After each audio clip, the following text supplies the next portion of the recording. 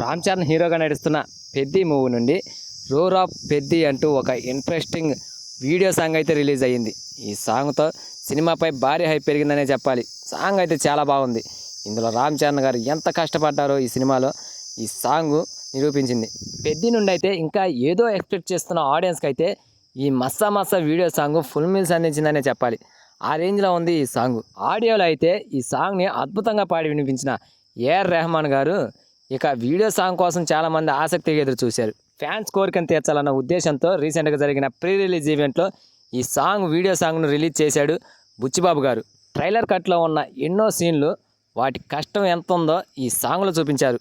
అటు రామ్ చరణ్ గారు కూడా ఈ సినిమా కోసం ఎంత కష్టపడ్డారనేది, ఎంత ఎఫర్ట్ పెట్టారనేది ఈ సాంగ్లో చూపించారు.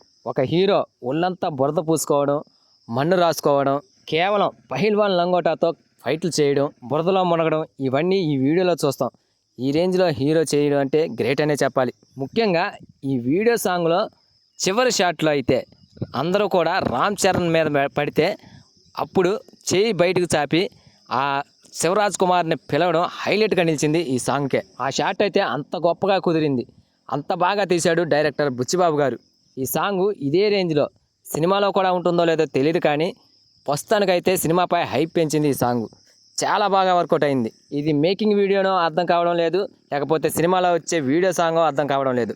ఏదైతేనే ట్రైలర్ పెద్దగా ఊపు అందించకపోయినా ఈ సాంగ్ మాత్రం ఆడియన్స్కి మంచి ఫుల్ కిక్ ఇచ్చింది, సినిమాపై హైప్ పెంచింది. చిరంజీవి గారి లాస్ట్ సినిమా మన శివశంకర వరప్రసాద్ గారి సినిమా. ఆ సినిమాలో లాస్ట్ మినిట్లో ఒక సాంగ్ రిలీజ్ చేశారు, హుక్ స్టెప్ అని. ఆ సాంగ్ సినిమాపై ఎంత ప్రభావం చూపిందో ఈ పెద్ది సాంగ్ కూడా మస్సా మస్సా సాంగు ఈ సినిమాపై అంత హైప్ పెంచింది. ఇది చాలా బాగా వర్కౌట్ అయింది ఈ సినిమాకి.